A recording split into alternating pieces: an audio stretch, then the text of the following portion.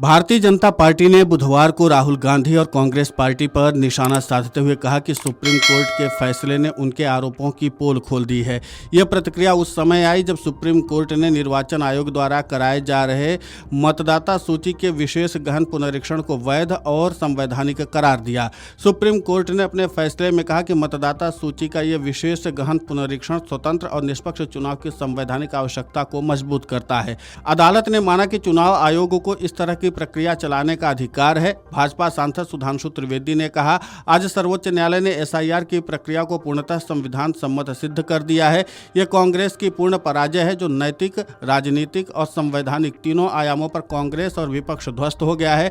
बिहार और बंगाल में निर्णायक और करारी हार के बाद और देश में अराजकता भड़काने की उनकी नापाक साजिश को कोई समर्थन न मिलने के बाद ये एक नैतिक हार थी। अब सुप्रीम कोर्ट में एसआईआर को लेकर उनकी याचिका को पूरी तरह से खारिज कर दिया गया है। अब इसे संवैधानिक हार कहा जा सकता है।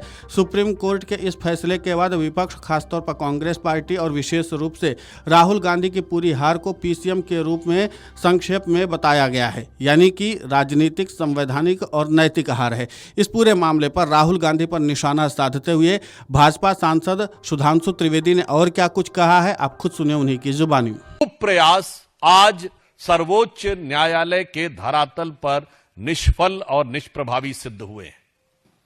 इसलिए यह कांग्रेस की एक पूर्ण पराजय है, जो नैतिक, राजनैतिक और संवैधानिक तीनों आयामों पर कांग्रेस और विपक्ष ध्वस्त हो गया है। After a decisive and massive defeat in Bihar and West Bengal, and after their nefarious design to instigate anarchy in the country and getting no response, so that was a moral defeat. Now on the floor of the Supreme Court, there is a complete rejection by Supreme Court on their plea on SIR. Now this can be termed as the constitutional defeat.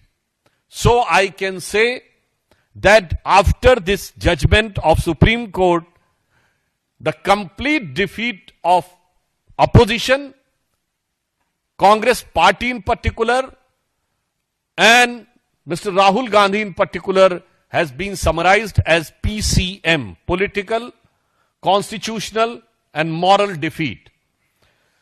सबसे पहले हम संवैधानिक दृष्टि से कहेंगे तो बहुत स्पष्ट रूप से न्यायालय ने यह कहा है कि SIR exercise is not in conflict the representation of peoples act and 1960 rules and it doesn't detract from the constitutional imperative of free and fair election. न्यायालय ने और भी आगे स्पष्ट रूप से कहा है कि एसआईआर के माध्यम से जिस उद्देश्य को प्राप्त करने की कोशिश की जा रही थी, उसका स्वतंत्र और निष्पक्ष चुनाव सुनिश्चित करने के संवैधानिक लक्ष्य के साथ सीधा संबंध है। इसका मतलब फ्री एंड फेयर इलेक्शंस को इंश्योर करने के लिए it was very much required. तो जो उनका मूल आधार था वह पूरी तरीके से ध्वस्त हो गया। वहीं कांग्रेस नेता प्रमोद तिवारी ने कहा कि सुप्रीम कोर्ट ने बिहार में शुरू हुए वोटर रोल की एसआईआर करने के ईसीआई के फैसले को सही ठहराने पर कहा, एसआईआर पहले 4 साल में होता है, ये नहीं कि 4 महीने या 6 महीने में। चुनाव के ठीक पहले बिहार, बंगाल, उत्तर प्रदेश में एसआईआर हो ही नहीं सकता। ये हमारा मुद्दा है, क्योंकि मजदूर कमाने के लिए बाहर जाता है।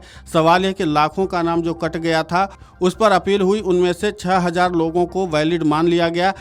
जिनका अभी भी अपील का फैसला नहीं आया वो वैलिड हो जाएंगे, तो उनका क्या होगा। इसलिए हमने राज्यसभा में इनके खिलाफ प्रस्ताव लाया, तो वहाँ पर विस्तार से चर्चा करके बताएंगे। जहाँ तक सवाल है इस जजमेंट का, तो हमारी नैतिक जीत हुई है कि उन सवालों पर अभी भी सरकार और कोर्ट चुप हैं। Video desk amarujala.com।